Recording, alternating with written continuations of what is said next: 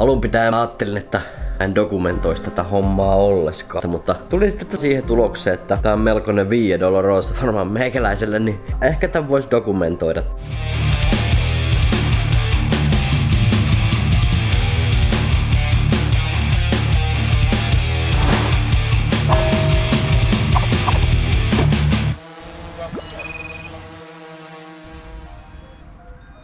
FPVtä innostuin tuossa harrastamaan ja pohjaahan mulla on noihin lentohommiin sen verran, että tuolla Inspirellä lennähdellyt. Ja sitten kun puhutaan GPS-avusteisesta vekottimesta, niin ei se ole lentämistä ollenkaan. Mutta toi FPV-homma kävi kiinnostaa, koska Henkka on nyt harrastellut sitä jonkin aikaa. Itse asiassa kerran on päässyt itekin lentämään Henkan kopteria ja täytyy sanoa, että silloin kokemus oli äärimmäisen pelottava.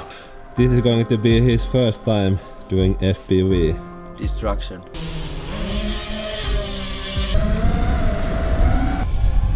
Oh! Ei se ihan niin helppo ollut. Mutta tosiaan nyt tuli hommattua FPV:hen liittyvät hommat. Ensimmäisen tosiaan tilasin noin Fatsharkin lasin. Laseista maksoin 175 €. Ja ne tuli jollain, ne ei ollut Rapid Firella vaan jollain Laforgella, mitä liian sitten ikinä tarkoittaakaan. Tilasin sitten vielä antennit noihin Fatsharkin laseihin. Ne maksoi sen 40. Ton laturin noille akuille, lipoakuille. Ja senkin ostin käytettynä, maksoi jonkun 60 €. Ja ei kyllä mitään havaintoa, että miten toimii. Ja, ton kopterin, ton Baby Hawkin lipoakut, remmejä ja potkureita. Noi ohjain, Taranis GU X7S. Siihen tuli myös kylkeen noin tommoset boksilasit, jollahan mä niitä teen mitään, että mä varmaan myyn neetiä päin. Tää koko paketti maksoi 320. Eli periaatteessa tällä setillä mun pitäisi nyt päässä alkuun ja että mulla ei oo edelleenkään mitään hajua esimerkiksi, miten mä yhdistän noita. Pitää latailla nyt koneelle toi simulaattori alkaa nyt sitten opettelee, miten toi kopteri lentää.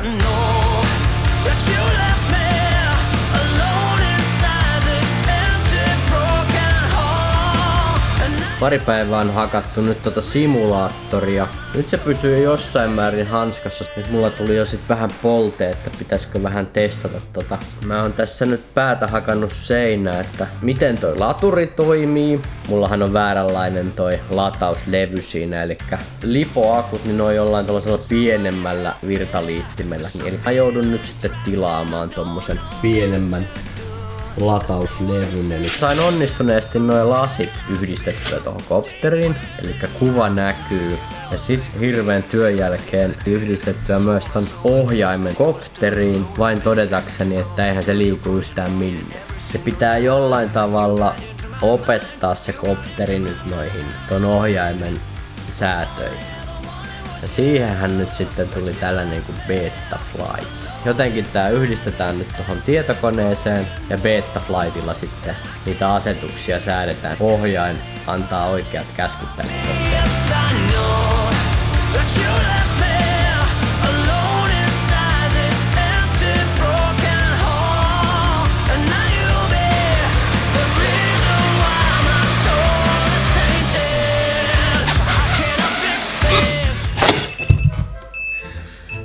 Ensimmäiset akut latauksessa tai akku.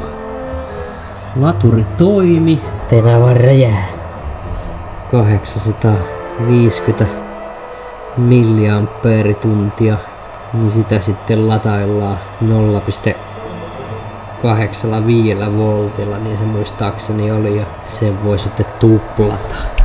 Eiku ampeerilla, miten se meni? No oli miten oli. Tenava räjää.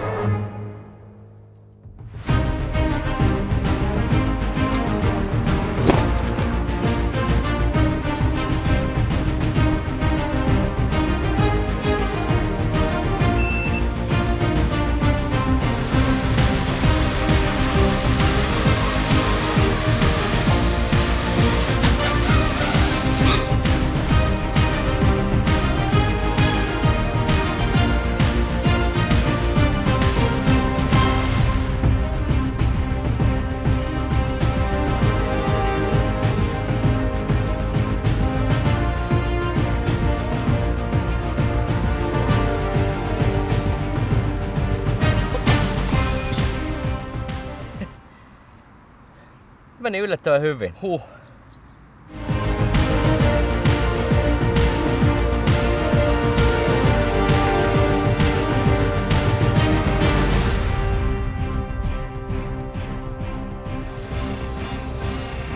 Vähän laulat pitää vähän hassua. Katos pääsis nyt tähän ihan...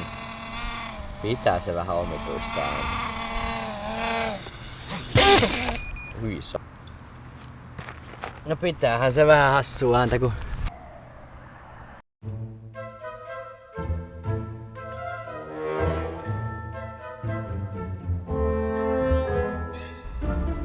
Bad RX. Ei mitään tietoa mitä se tarkoittaa.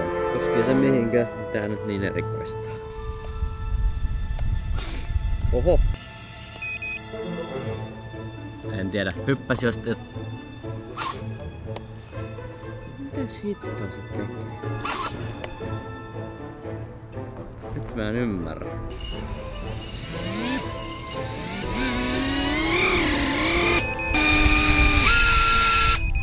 Nää oli vissiin tältä päivältä sit tässä. Yksi vika löytyi. Mä olin laittanut sen potkurin väärinpäin. Eli punaisiakin oli, ne näyttää ihan samoilta, mutta sitten kun ne laitat vierekkäin, niin nehän ne lavat ihan eri suuntaan. Eli lapa pitää olla siihen suuntaan, että se työntää ilmaa alas. Nyt tiedetään, että miten päin nää sitten pitää laittaa, mutta edelleenkään se vika ei selvinnyt, että minkä takia se työntää tehot siinä vehkeessä ihan täysille. Ihan balanssissa tää on kyllä tän mukaan ja menee ihan niinku pitääkin. Mä jossain jotenkin kalibroin sen nyt tällaisella ohjelmalla kuin BL Helisuite. Toivottavasti se auttaisi, niin päästäis lentämään. Niin, ja meinas unohtua nää akut, mitä nyt tuli ajettua tossa. Näähän pitää laittaa nyt siihen johonkin storage-tilaan.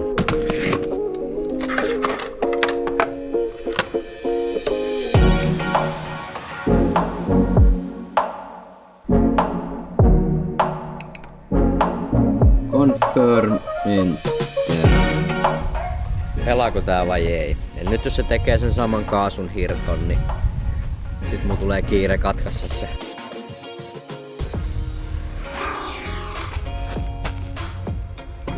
Ei saa. Ja nyt se on tuolla katolla. Mitähän nyt? Ei auta kun ottaa riskiä kiinni.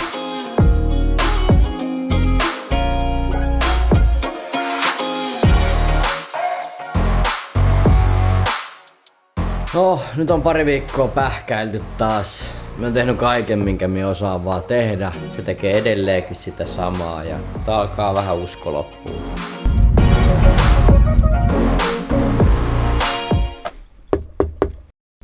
Voit sä tehdä tälle jotain?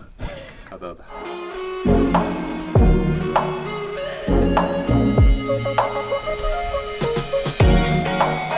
Täällä. Se pelaa. Mitä sulla meni? 10 minuuttia. Nyt se toimii. Ai hitto, mä oon niin onnellinen. Siinä oli niin paljon boostia, niinku sellaista, mikä boostaa niitä videoja kokonaisuudessaan. Niin todennäköisesti.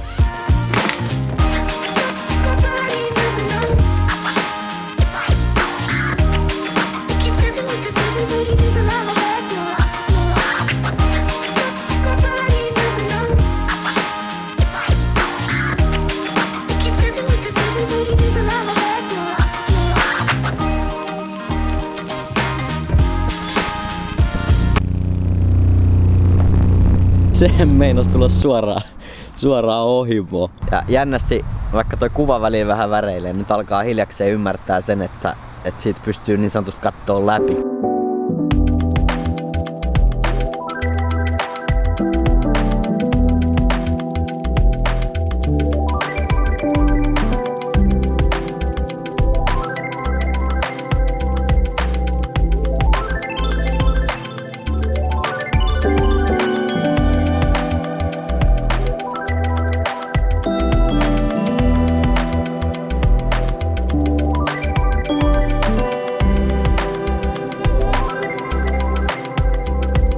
Kyllä.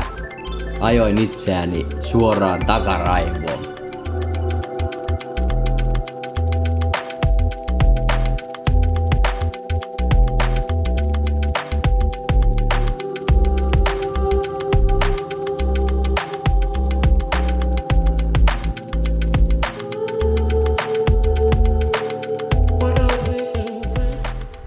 nokka lähti tosta juotoksesta irti ja eihän mulla mitään kolvia täällä mukana on. No niin, nyt on kolvattu toi konkka tohon kiinni. Mun tuli seuraava ongelma. Mulla alkaa loppumaan paristot noista laseista. Niissä on siis tällaiset, on tällainen akkuparisto. Eihän näillä ole mitään laturia. Valostore Nitecoren laturia. Siinä pääsee sitten latailemaan hitosta kaikki erilaisia akkuja. 20.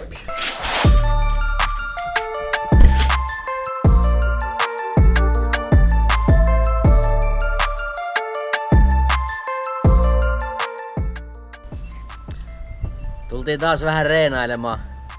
On niissä vähän kokoeroa ja mun omaa kun ei tot GoProta kiinni saa, niin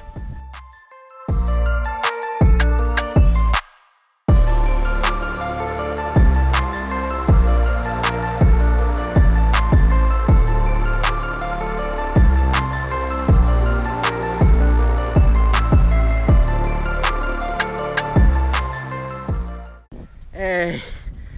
Mä ajoin sen tonne puuhun. Minä olen kotona. Kopteri on tuolla Maauimalan kuusessa.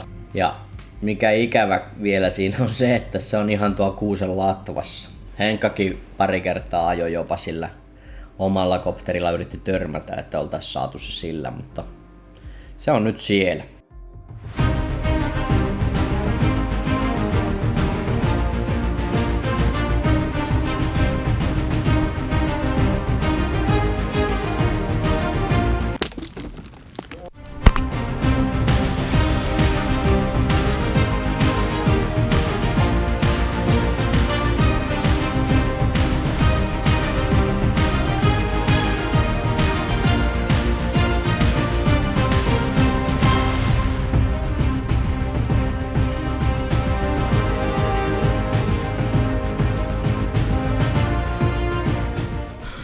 Huhhuh. Se oli korkea. Nyt täytyy sanoa, että puntti tutis. Ainakin näillä näkymin niin ei oo kuin yksi propsu mäsänä.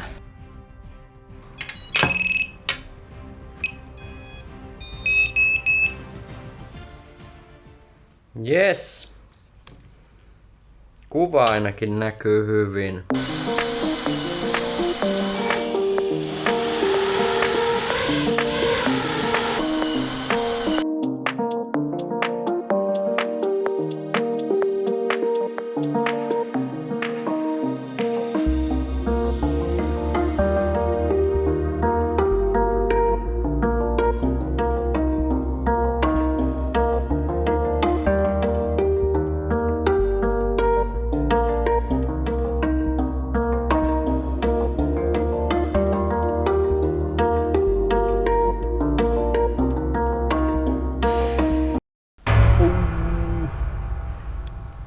Nyt oli aika rankka crashi. Tähän hajos. Niinku kuvaa, tuleeko minkäänlaista laseilla, niin ei tuu. Elikkä toi on koko kamera mäsänä. Eli rikkonaisen FPV-kameran tilalle Predator Micro, eli aika suhteellisen laadukas kamera. 34 €. Hyvästää vekotin läjää ja katsotaan, että ylipäätänsä toimii tää. Yes. Kuva näkyy. Näkyy aika hyvin.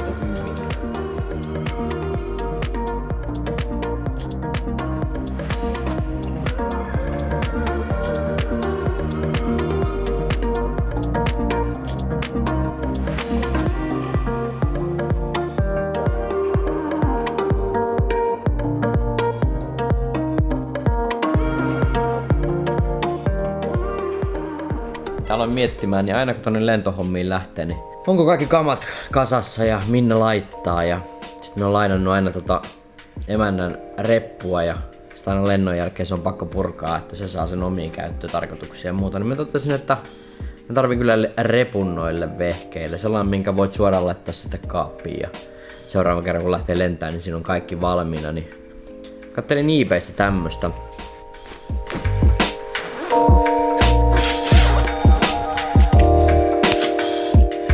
Menee tuo ohjaaja. Siellä on lasit ja kaikki muu krääsä. Akut menee hyvin tuonne sivutaskuun ja noin ikäistä.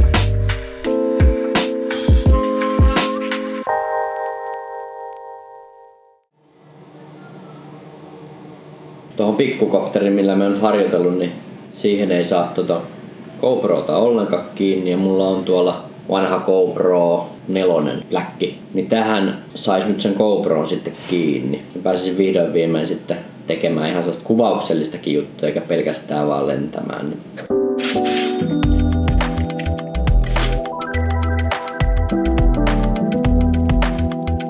Sitten tuli akut.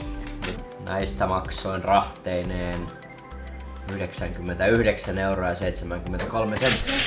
€. Joo, tuli taas tänne Henkan pajalle.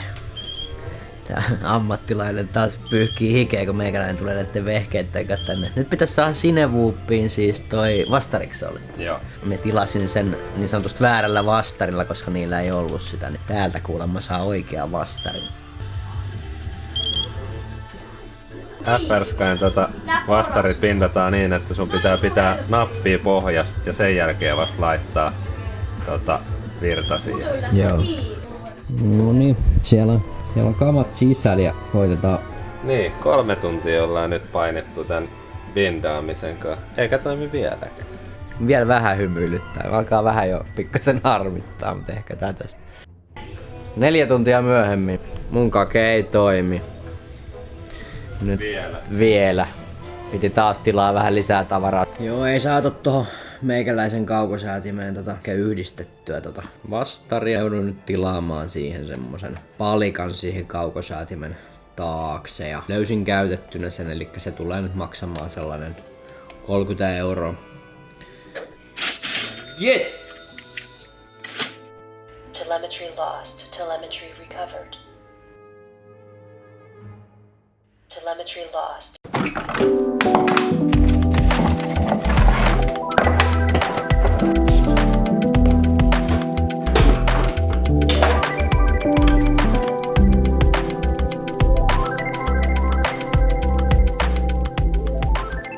Eilen meinas hermo mennä ton vehkeen kanssa. Se teki sellaista ihme katkomista.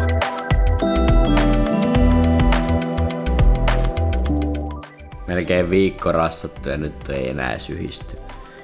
Kaiken sortin firvareja ja kaikkea ajettu läpi. Nyt kävi jotenkin ärsyttämään koko laji.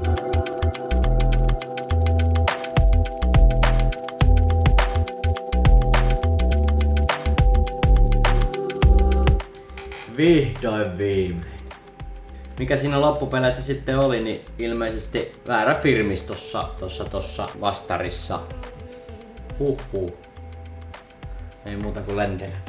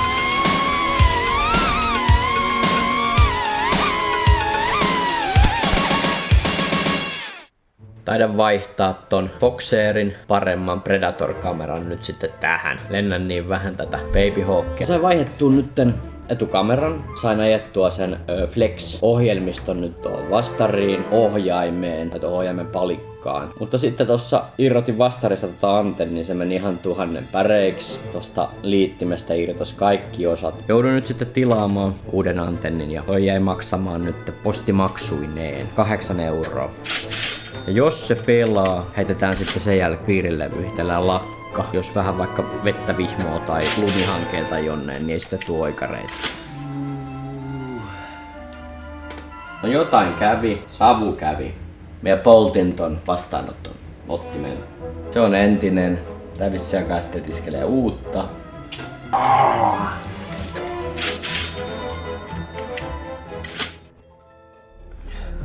Huomenta. Kipakka aamu, 8 astetta pakkasta. Edelleen Cinewoopista uupuu se vastari, sillä ei pääs lentämään. Ja yhteen musavideoon tarvisin nyt sellaisen FPV-tyylisen lumisten puitten latvoja. Läheltä lentoa. Mä otin Inspiren mukaan, eli ton ison kopterin. Sillä ei uskalla kauhean läheltä tollasia objekteja lentää. Ei viit rikkoo sitä, mutta mulla on yksi pieni plääni, katsotaan onnistuuko.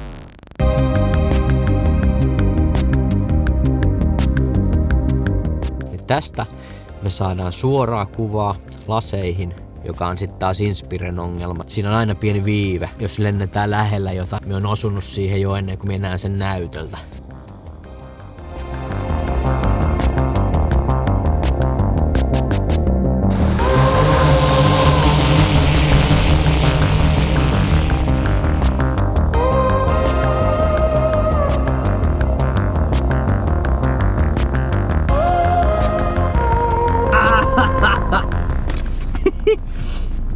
Ihan älyttömän siistiä. Pari sellaista ihan siistiä ohitusta, mitä me pystyn käyttämään tossa siinä musavideossa.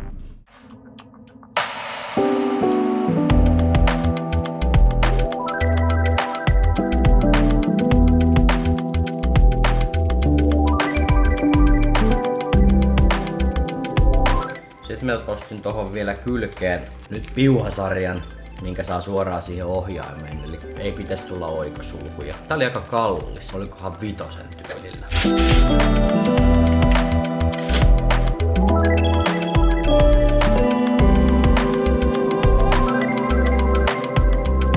Näyttää hyvältä.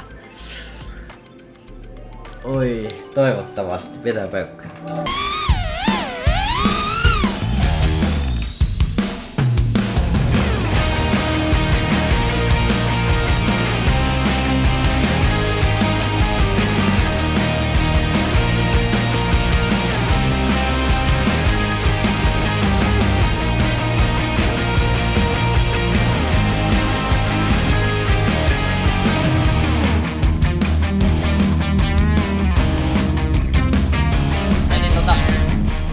Meni ropelin väliin toi balanssekaapeli.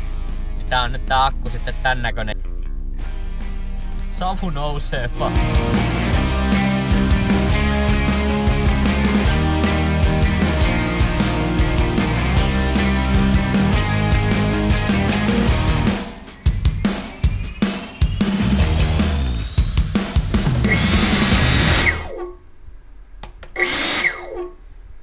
Se siis siellä metässä osui siihen puuhun ja dippasi sitten sinne lumihankeen ja sinne todennäköisesti meni vähän vettä sisään ja kyllä se vissi on moottori siitä kärvähtänyt.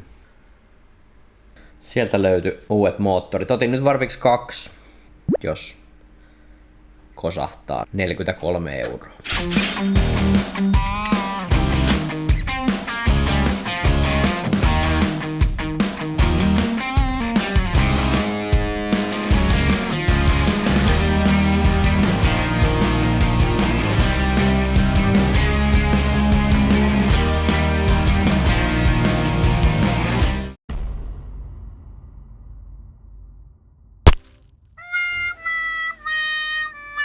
Lähdin tekemään volttia, niin yhtäkkiä tää lähti vaan putoamaan.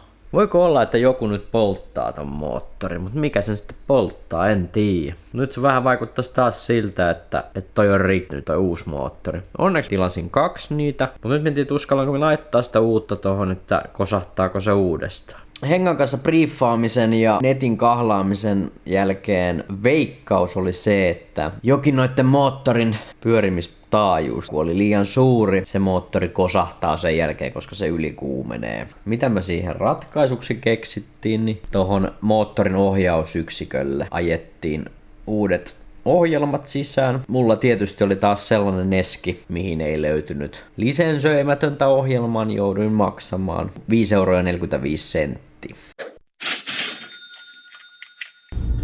Totuuden hetki. Testataan. Mitä tapahtuu?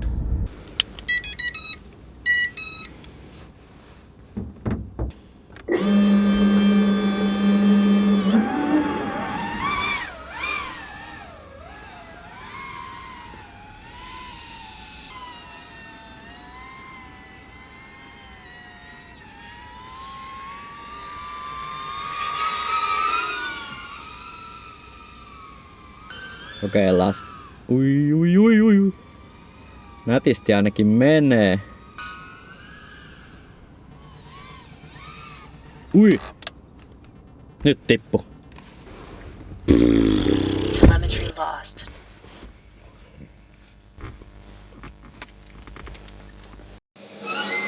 Taas kerran uuden moottorin.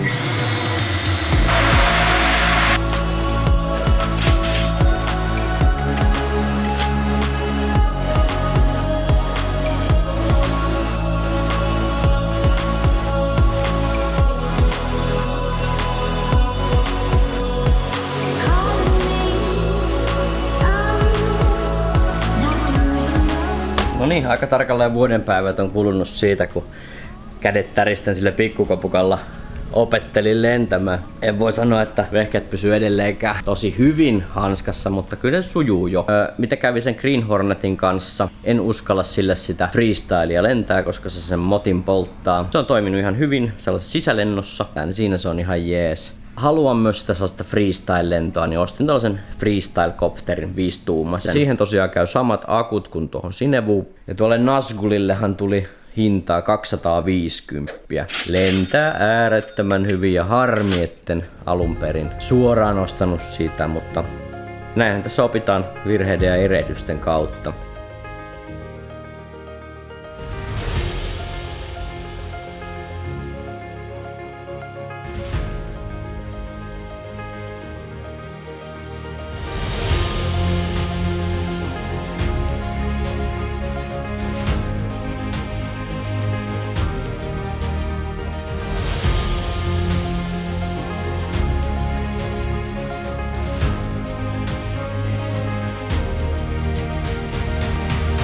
Kiitos, että olit vuoden päivät tässä mun FPV-projektissa mukana.